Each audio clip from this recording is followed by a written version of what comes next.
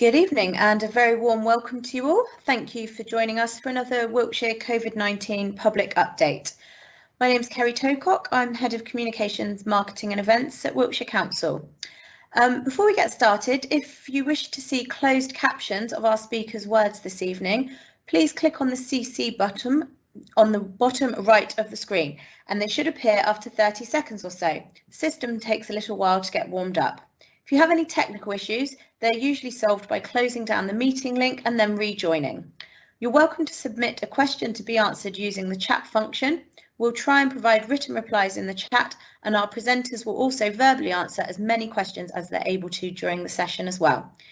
Right, I'll hand over now to Councillor Philip Whitehead, Leader of Wiltshire Council.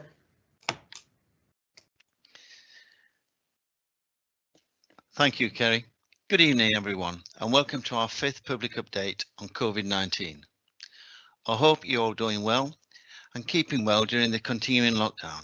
Firstly, and I mean this really from the bottom of my heart, I want to extend my thanks to all for continuing to adhere to the guidance, helping the rates come back down in Wiltshire. As you'll hear later, things are moving in the right direction, which is really pleasing news. I know it's been tough recently under the stay-at-home rules, and not being able to see all the people we love and do everything we want to, but your ongoing support has been so appreciated and worthwhile. We're aware that there's still a lot of information out there, and particularly following the release of the government's roadmap, aiming to gradually ease the restrictions. This can be confusing. So as usual during this session, we hope that we can clarify some of the latest guidance tonight and keep things a little bit more straightforward.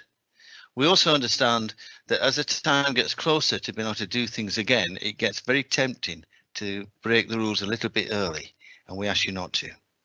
Tonight, you'll hear from our Director of Public Health, Kate Blackburn, who will provide you with the latest COVID rates in Wiltshire and the context behind those facts and figures.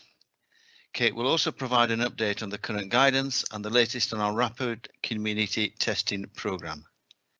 The Council's Chief Executive, Terence Herbert, will update you on the roadmap and its impact on our services over the coming weeks and months, and what this means to you and our businesses. We will then work through the questions we have received and try to answer as many as possible in the limited time we have. Some questions have already been sent in advance, and thank you to anyone who sent these in.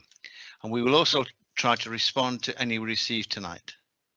That's enough for me for now, so let's get on with it. Firstly, I'll hand over to Kate. Thank you, Philip. Good evening, everyone. It's really nice to speak to you again. So we had our last public update at the end of January. We were still experiencing very high rates of COVID-19 across the county, some of the highest we've seen during the whole pandemic. Now, we're really pleased to see that those have now dropped and dropped significantly since then, but the rates do still remain at a level above where we need them to be. So it's very, very important that we don't become complacent. So I'm going to take you through the latest figures. These are for the Wiltshire Council local authority area, so they don't include Swindon.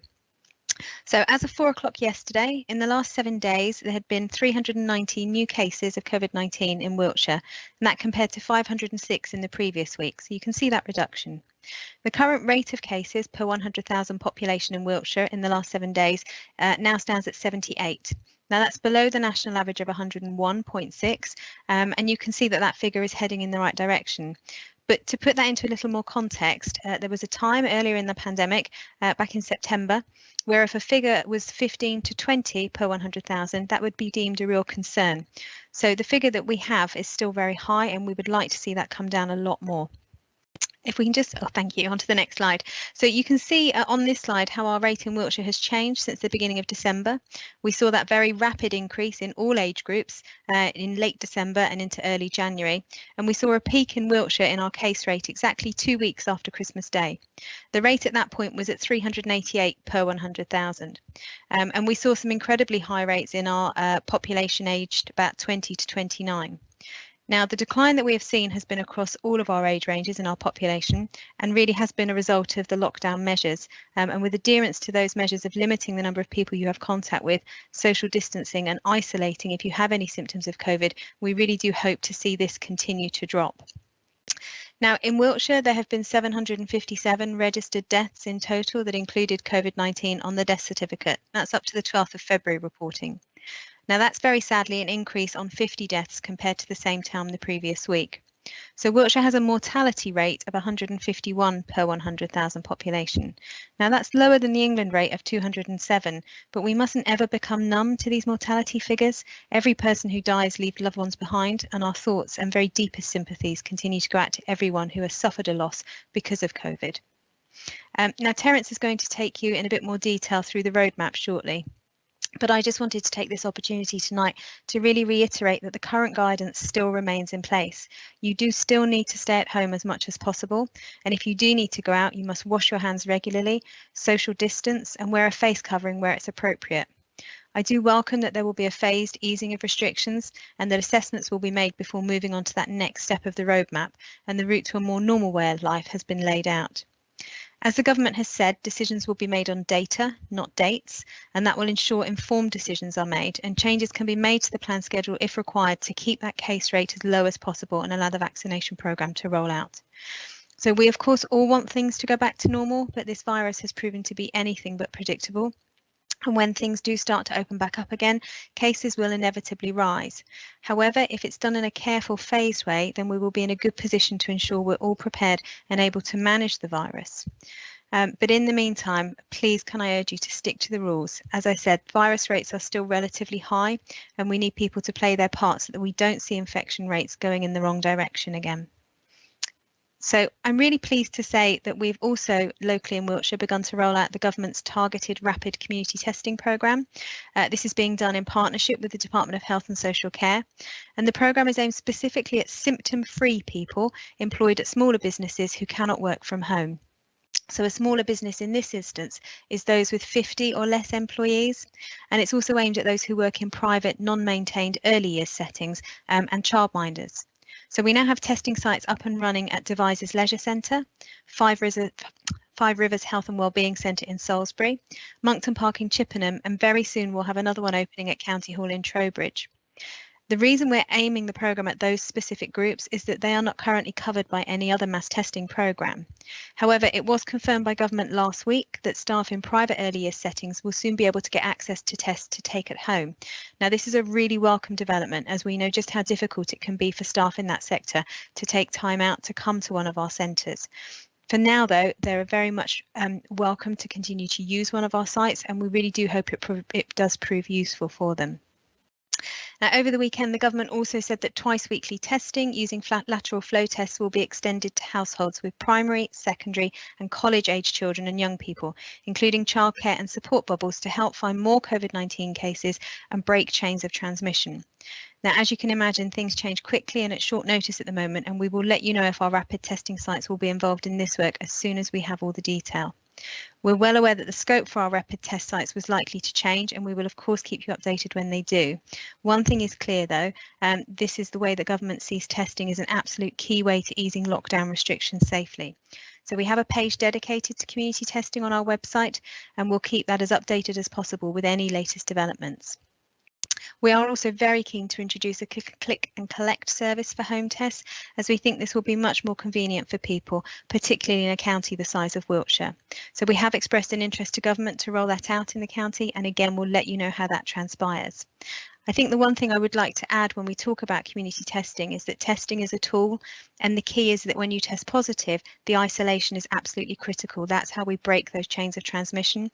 And also to reiterate that a negative test on a lateral flow test does not mean that you're not infectious. So you must still stick to all of the other socially distanced guidance. And then just finally to touch briefly on the vaccine programme. Now, this is being led by the NHS, and we've been supporting them as much as we can. We're so very pleased with the local progress made and the amount of take-up there has been throughout the county.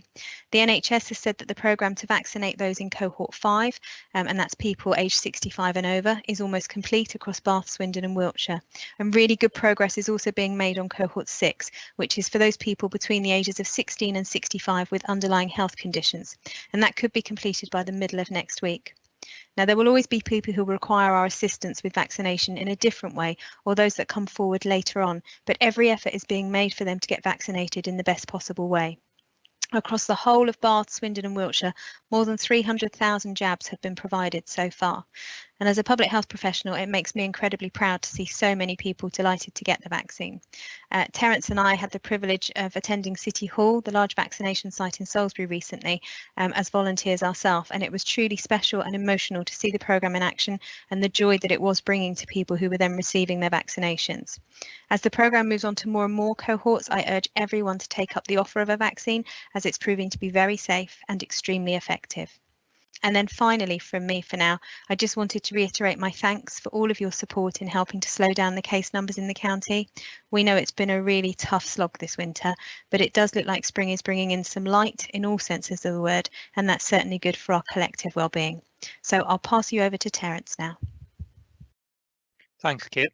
And hello, everyone. It's really good to speak to you all once again. Now, I'm sure many of you have read it, but firstly, I want to cover off some of the initial roadmap that was released by central government last Monday. Now, that outlines the four-step plan for our way out of lockdown and back to a more normal way of living. Now, although we're all very pleased to see the end in sight, as Kate mentioned, it really isn't a green light to stop following the current restrictions. So please continue to follow the guidance, as the planned schedule can only go ahead if the data shows that all is going well and people are keeping safe. Now, we'll ensure to keep you all updated on the latest guidance and any confirmed dates as soon as we have them. With regards to how we know things will change in this coming month, from next Monday, education settings will reopen, and it's really positive the children will all be back in education, back in schools, getting to see their friends and some much needed face-to-face learning. Much has been asked of schools throughout this pandemic, so we're doing what we can to help them through these next round of changes and try to make their lives as simple as possible. We're going to be providing staff to support them with the COVID testing responsibilities should they require it, as logistically it's a significantly big challenge. From the 8th of March, you will also be able to exercise or meet recreationally outdoors with your household or one person from outside your household. You're already allowed to exercise with one person outside of your household, but this is going to be extended, which will allow you to sit outside for a cup of coffee or a picnic in an open space or a park, but not in a private garden. Funerals can be attended by a maximum of 30 people. Weddings and civil partnership ceremonies must only take place with up to 6 people, and they should only take place in exceptional circumstances. For example, an urgent marriage where one of those getting married is seriously ill and not expected to recover. The stay-at-home orders will still be in place though, so it's important that you continue to stay at home wherever possible. Now, looking ahead to the 29th of March, the stay-at-home order will be lifted. However, you should still minimise travel and holidays won't be allowed. The rule of 6 or 2 households will be reinstated outdoors, including private gardens, but you will still only be able to be indoors with your household. Organised outdoor sports and leisure facilities will also be allowed to be available. And providing the government's review confirms that we can go ahead with step 2 of the roadmap, and no earlier than the 12th of April, leisure centres and libraries could reopen. Now, we're already working on that behind the scenes on all of the planning. It's not quite as simple as just unlocking the doors and switching on the lights. We'll tell you more about that closer to the date. Now, most outdoor attractions and outdoor hospitality could also be allowed to open by the 12th of April.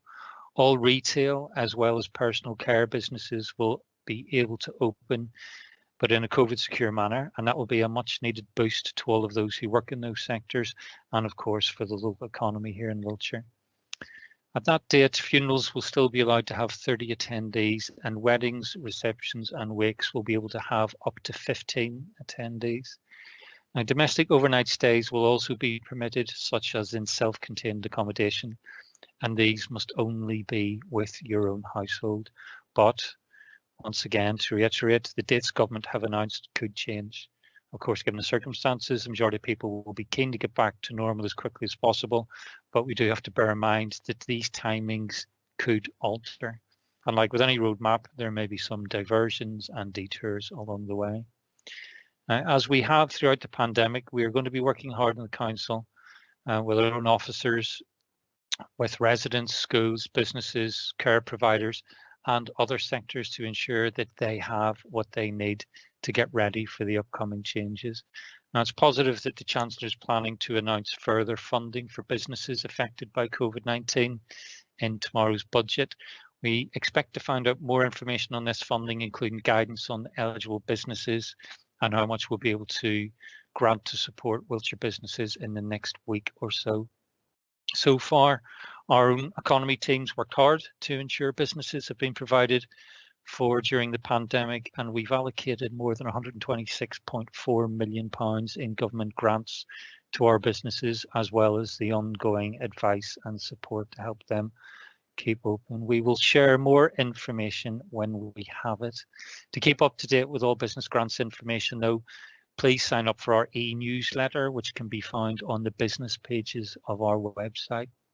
We also continue to be here to support anyone who may not have a network around them or who needs any guidance, and for those who may need help when they're self-isolating, such as help with shopping or collecting medication from a pharmacy. Now, things are certainly looking more positive, but we do know that some people you may well know, people in your community who will be struggling. So please don't hesitate to call our Wiltshire Wellbeing Hub on 0300 003 4576. There isn't any shame in asking for help. We all need help from time to time, and no query is too small for us. So please reach out if you need any help. Now, at the last public update, I mentioned the upcoming planned elections on the 6th of May. And since then, it has been confirmed by government that they are definitely going ahead. The preparation within our teams has been well underway for some time. We were expecting the elections to go ahead, and we really want as many people in Wiltshire to have their say in a very safe way.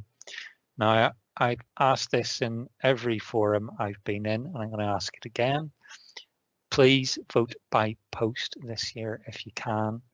And to register for this, please do it sooner rather than later by visiting our website at wiltshire.gov.uk/elections. For those of you who do want to vote in person, we understand a number of people like to do that. We will be, of course, making all of our election venues COVID secure. So please be reassured that the safety of all of those involved is our top priority. Do expect, though, that things will be a little different. It won't be the same as all those other times that you've gone to your local polling station to cast your vote. There may be increased waiting times. There may be one-way systems. We're asking you to bring your own pen if you can. Of course, if you forget, we'll have pens for you to use, and we'll obviously disinfect them. But rest assured, we will ensure that your vote will be cast. The government confirmed the COVID secure election campaigning can start from next Monday. They have published guidance which outlines how candidates and their teams can communicate with the public as safely as possible in the build-up to the 6th of May. Now, finally, I'd just like to say once again, thank you for playing your part. It's been almost a year. It's a year and a couple of weeks' time since the first lockdown. Now, I know that it's taken its toll in so many different ways for a lot of people, but hopefully if we keep going a little bit longer, we'll have a much better second half of the year. Now, that's it from me. So I'm going to hand you back to Kerry, and she's going to go through your questions. Lovely. Thanks, Terence. Yes, so we've had quite a few questions this evening. First, I'm going to ask Kate. Could you please explain why the COVID rates per 100,000 in Wiltshire have dropped much slower than in other rural counties in the southwest? Where is the focus for these cases, and what is stopping a rapid reduction? Yeah, thanks, Kerry. So as we say, the rate in Wiltshire is falling, but that reduction hasn't been as fast as some other areas in the southwest region. Now, some of that is due to Wiltshire reaching a higher peak in the winter than other areas in the southwest region, so we've had higher to come back down from. I think what I'd say is we do review from the local public health team our data every day for every single case and where they are. And sometimes the case rates are driven by outbreaks in particular settings that we know about and that we're helping to manage, where actually the risk in terms of wider community transmission is very low. So the numbers alone, particularly at smaller geography levels, can be misleading without the contextual information alongside it. So there isn't a particular focus for these cases that's stopping a rapid reduction, but it's part of a very kind of well managed daily focus and review of wherever we have positive cases. Lovely, thanks, Kate. Terence, how much longer will people be able to continue using their bus passes before 9:30 a.m? Okay, thanks, Carrie. Our aim is always for this offer to be in place until the schools go back. Therefore, from next Monday, the 8th of March, the concessionary time for bus passes reverts back to its usual 9:30 a.m. time. Now, given the really positive local vaccination uptake, we hope that the temporary offer serves a really positive purpose and help people to get to their appointments to get protected from the virus. But if anybody's struggling to get to their vaccination appointment and has no other options available to them, then we will help. So call the Wiltshire Wellbeing Hub on 0300 003 4576 or email us at the Wellbeing Hub at wiltshire.gov.uk and our team will help you out. Great, thanks very much, Terence. So another question for Kate. Kate, what's the situation regarding bubbles? How far can people travel to make a bubble, and when and with who? Okay, so I think the main thing to say at the beginning is if you are forming a bubble, it's best if you can do that with someone who lives locally, because that will really help prevent the virus spreading from one area where more people are infected into another one. In terms of sort of eligibility, you do have to meet certain eligibility rules in order to form either a support or a childcare bubble, and this means not everyone will be able to form one. Now, eligibility criteria for both can be found on the gov.uk website, and I'm sure we can pop a link up to that so that people can find that easily. In terms of a support bubble, that's a network which links to household, and these can be formed with another household of any size, but only if you meet the eligibility rules. So it's really important to make sure that you do meet the eligibility to form a support bubble. If you live in a household with anyone who's aged under 14, you can form a childcare bubble, and this can allow friends or family from one other household to provide informal childcare. And again, that eligibility criteria still applies, and that's on the gov.uk website for more information. Now, members of either household can provide childcare in a home or public place, and that does include overnight care. And if you form a childcare bubble, again, it's best if that's with a household who live locally. So we're really trying to prevent that virus spreading from another area where more people may be infected. And just finally, just to note, the title is different, but a childcare bubble is different to a support bubble. Being in a childcare bubble does not stop you from forming a support bubble if you're eligible. However, you must avoid seeing members of your childcare and support bubbles at the same time. That's great, thanks, Kate. And another question for you. What happens when my child is tested at school? Thanks, Kerry. The lateral flow tests will be for students at secondary school and colleges. Your school or college will send you the timetable for when these tests will be taken. And the first 3 tests will be taken over a period of days at school under supervision. So students will carry out the 4th test themselves using a home kit, and then pupils will then continue taking twice weekly tests using a home test kit provided by the school, and information will be provided on how you then report those test results. So if anyone does test positive or gets coronavirus symptoms when they're not at school, you need to tell the school immediately and self-isolate immediately. You need to get a PCR test to confirm the result of the LFD test, which is taken at home. And the information about the difference between PCR and LFD, again, will be communicated to you from your school. If your child's lateral flow test is negative, it means that it didn't find signs of coronavirus, but it doesn't guarantee that you don't have coronavirus. So as we said earlier, you really need to keep following all coronavirus advice, including regular hand washing, social distancing, and wearing a face covering where recommended, so that we really don't risk any onward transmission. That's great, thanks, Kate. Philip, a question for you here. When will I know the outcome of my additional restrictions grant, also known as the discretionary grant application? Thank you, Kerry. The application window for this grant closed in February, but be aware and keep keep your eyes peeled if you're a business. We may open it again in future depending on the volume of applications we've received. We're currently working through those to assess all of the applications for the Additional Restrictions Grant, ARG applications, and we're processing payment as soon as we get those businesses qualified and those businesses meet the criteria. If you haven't heard yet, we should get back to you within the next couple of weeks or so. So give it 2 weeks, and then if you're worried and we haven't got back to you, by all means come back to us.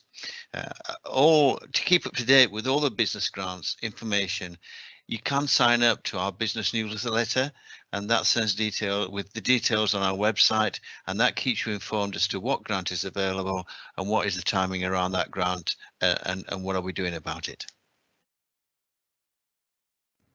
Great, thank you very much, Philip. So, Kate, another question for you. Which pupils will need to wear face coverings when they return to school? Thanks, Kerry. So if your child is in year 7 or above in secondary school, from the 8th of March, they will need to wear a face covering unless they are exempt. The Department for Education guidance says that where pupils and students in year 7 and above are educated, face coverings should be worn by staff, pupils and students when moving around the premises, outside of classrooms, such as in corridors and communal areas where social distancing can't easily be maintained. Your child's school will provide specific details, and they will differ slightly between schools, obviously due to the configuration of buildings. Face coverings do not need to be worn by pupils and students when outdoors on the premises, and in addition, it's recommended that face coverings should be worn in classrooms and during activities unless social distancing can be maintained. So if social distancing can be maintained, a face covering isn't required. This doesn't apply in situations where a face covering would impact on the ability to take part in exercise or strenuous activities such as PE lessons. And we would encourage students to take at least 2 face coverings with them to school so that they can be changed during the day. And just to confirm, children at primary schools will not need to wear a face covering at school. Lovely, thanks, Kate, that's great. So Terence, question for you here. Pubs, cafes, bars, restaurants and ice cream parlours may be able to provide outdoor hospitality from the 12th of April. So what should they do to prepare? Thanks, Harry. So pubs, cafes, bars, restaurants and ice cream parlours. Right, if they don't already have one, temporary pavement licenses can be issued to premises for the sale of food or drink for consumption. Once that's approved, they allow eligible businesses to put tables and chairs on the public highway outside their premises. Now, the licenses are free of charge in Wiltshire Council area, and in most cases they're valid for 12 months from the date of issue. They're subject to a statutory notice period of 10 working days, during which time people have an opportunity to comment on that application. Now, any businesses that successfully applied for a license at an earlier point in the pandemic should check the expiry date on their license, and they may need to reapply if the date's close. There is more information on the website, and people can also email streettrading@wiltshire.gov.uk. For a terrible minute, I thought you were going to ask me how many ice cream parlours we have in Wiltshire, but we can always find that information out. No, don't worry, I won't ask you that. Kate, question here for you. So someone's commented on the fact that it was sunny at the weekend.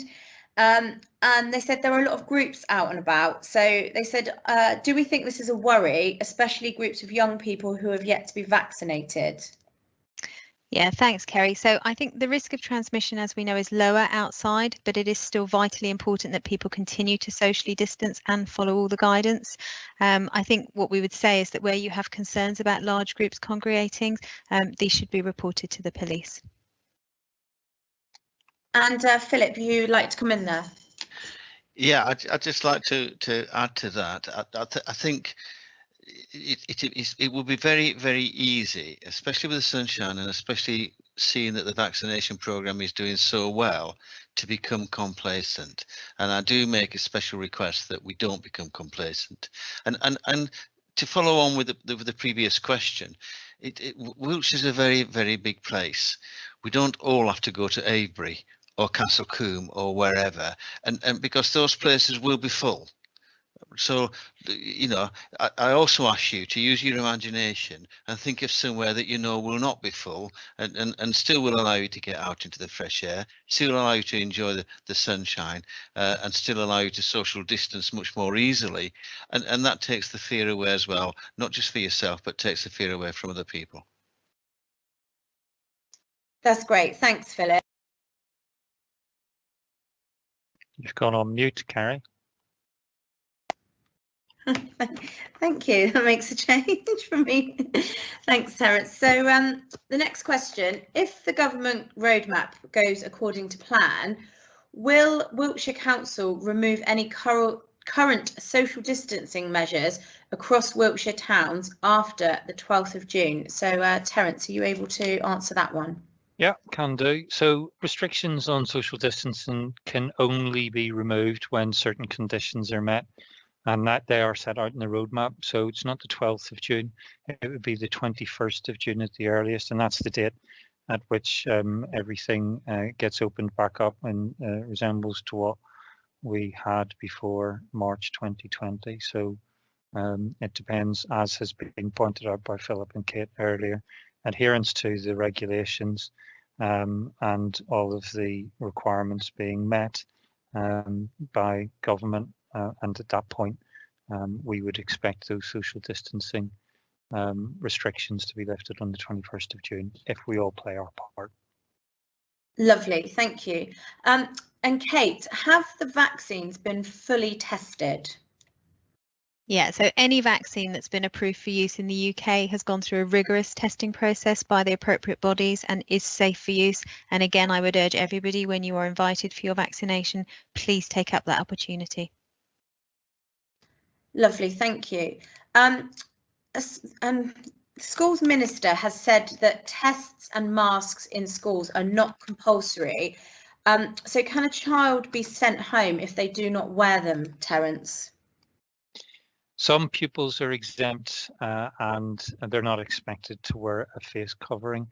Pupils will not be sent home, but like all of this guidance, it's there for a good reason, and it's to try and reduce transmission.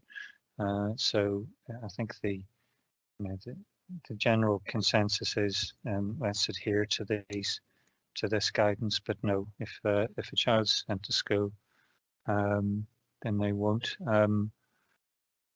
We need to make sure that prior to returning to school, we adhere to guidelines, so washing hands, maintaining social distance, and schools themselves are going to communicate the specific plans for the testing programme. I got my email through yesterday from my son's school explaining when he should be coming in for his lateral flow test, etc. So you get all of that information. There you go. Anything else to add to that, Kate? No, I think just probably to reiterate what you said around testing, the testing that's been announced for parents of children is that up until you are contacted with any specific details on that, it's really just important to maintain adherence to the guidelines as we have them. Washing hands is one of the main ways we can stop transmission of this virus between people, and maintaining social distance as well. And as Terence said, your schools will communicate their specific plans for testing programs to you, and that will be coming shortly. Lovely, thanks, Kate. So Philip, we've had a question here. Why can't my restaurant have people indoors until May when a beauty salon can open in April? I don't understand the logic, and I can't have seats outside at my venue. Yeah, and my sympathies for not being able to get seats outside your venue.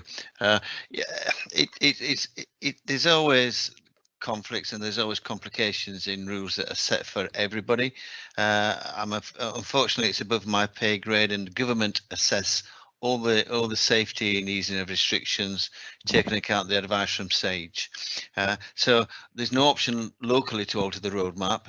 If you believe the roadmap's wrong, then raise it with your MP in terms of responding back to government who are making the rules in the first place.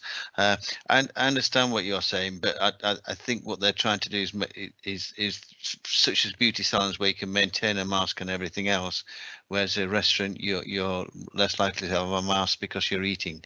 So it is complicated. There will be things that appear illogical, and I apologise for that on behalf of the government. But I think the more we follow the rules that are set, and more that everybody obeys, the better. Lovely, thank you. Kate, after the 29th of March, can I travel to Berkshire to see my family of 4 outside?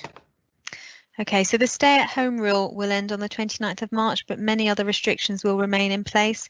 And I think, as we said before, any easing is going to be based on data and not dates. So I think it's really important for everybody to just keep watching to see what restrictions remain in place. People should continue to work from home wherever they can and minimise the number of journeys that they make where possible, avoiding travel at the busiest times and routes. So I think in answer to that question, I'd keep watching to see what happens on the 29th of March and look at the guidance, but really consider still at that point, is your journey absolutely essential? Can it wait for a bit longer to allow our case rates to come down to as low as possible before we start to have that gradual easing across the whole of society? Lovely, thanks, Kate. So we've had a question, how is the council communicating guidance out to the demographic who don't watch BBC News, read the newspaper, or dialing to this sort of communication? So I think there's a number of elements to this, so I'll touch on a few, and then I'm sure Terence will come in, and so will Philip. So we're using our Wiltshire Together champions a lot. So we've got a network of residents, councillors, staff members who are receiving electronic communications for us, but then using word of mouth and friends to pass out key messages. We have got leaflets that we're sharing through shops. We've also got some really good translated materials to share with minority groups. And actually just last week, a Bengali translation of some of our materials appeared in the Bengali press as a really good example of translated materials. So we are reaching really good far and wide. Our community engagement managers are doing a lot of work with their residents as well, and our town and parish councils are being really supportive throughout to reach their communities. So we are looking at how we can do that. Our wellbeing hub, when they contact the clinically extremely vulnerable residents, are passing on key messages, and they're getting a really positive script to share. So I think there's a lot of channels we're using. Terence, Philip, is there anything you'd like to add? I just add, you just mentioned it, the old telephone still works. So anybody who's not into modern things can ring our wellbeing hub. So if anybody you know who has doesn't use the means that you mentioned, needs to speak to someone, it's 0300 003 4576, and they can speak to someone on the telephone, and then they can be specific about their concerns that they might not want to share with you for whatever reason, and they can get a clear answer on the telephone. I think you answered it very comprehensively, Kerry, and Philip's quite right about using the telephone. And as ever, if any of our residents have any suggestions about how we can reach out further in the community and speak to Wiltshire residents, then we'd love to hear it. So if you drop us an email, that would be great. Lovely, thank you. So we've had a question about the upcoming election. Terence, I'm sure you can cover this one. What is the opinion on political campaigning and leaflet distribution? So we don't have an opinion. This is the government legislation guidance. The only expectations that we have is that, as the same as government has, that any electioneering, canvassing, etc., is done in a COVID safe and compliant way. So maintaining that 2 meter distance, keeping to a local area, etc. And I'm quite confident that political parties, independent candidates, etc., will adhere to the COVID compliance that's not only set out by Kate, but set by central government. Lovely, thank you. And Philip, you wanted to come in? Yeah, and I'd just like to add on that is that the government guidance you've probably heard so far on the TV is that canvassing can start after March the 8th. They've extended a huge amount of guidance in what that means and whatever, which has gone through the political parties in terms of that, and there are restrictions within that are quite severe in order to keep COVID safe. So it's not just as simple as allowing people to go out and canvass in a normal way. There are still quite severe restrictions in terms of how you can do that and how you can manage that as an organisation, and that has gone out to all political parties, and we will distribute that as the information comes through as well, and then I expect individual areas and parties will look after and advise from that advice from government. Lovely, thank you. So Kate, you mentioned that the decline in cases was due to the lockdown measures, but what evidence do we have for this, and could it not have just been seasonal? Thanks, Kerry. So the virus is spread by person-to-person transmission. So by being in lockdown, that's reducing our social contacts. It's limiting workplaces that are open and ensuring we socially distance, along with measures such as increased hand washing and wearing of face coverings. That means that we're reducing the spread. The virus does appear to thrive in cold conditions. So actually we wouldn't expect seasonality during the winter to have a positive impact on rates of COVID. And what we've seen has coincided very much with the timing of when national lockdown was brought in. Lovely, thanks, Kate. So there's a question here which I'm not sure we can actually answer, but we might be able to just kind of point the resident in the right direction. So there's a lady asking, why can't attendees for a wedding and wake be the same as for a funeral? Obviously, I know we don't dictate the government guidance, but Philip, I don't know, or if anyone's got any thoughts on that one.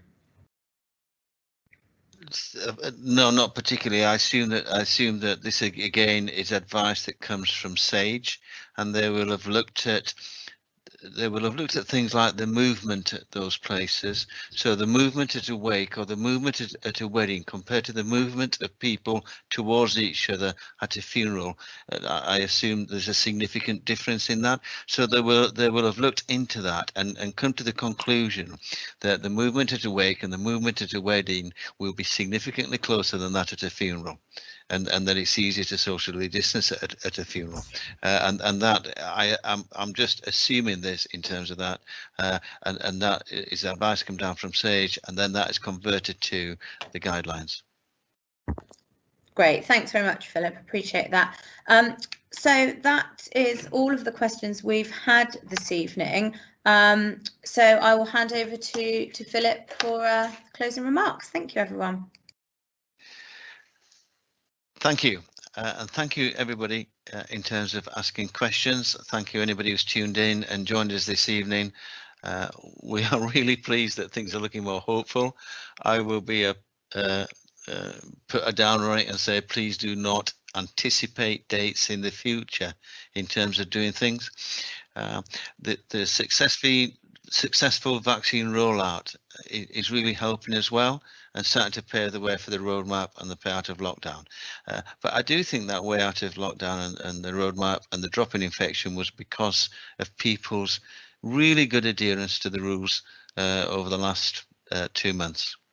Our teams will continue to do everything they can to support yourselves and your businesses, to reopen parts of services that have had to close, or to adapt to the new restrictions as we move forward, particularly in things like leisure centres, libraries, etc.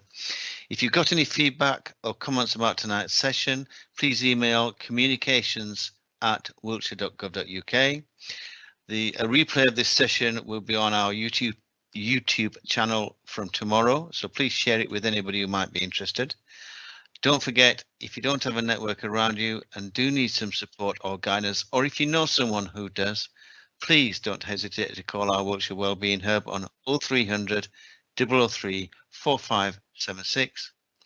We will speak with you again soon, but in the meantime, please stay safe, stay at home, continue to socially distance, continue to wash your hands, and continue to look out for one another. Bye for now.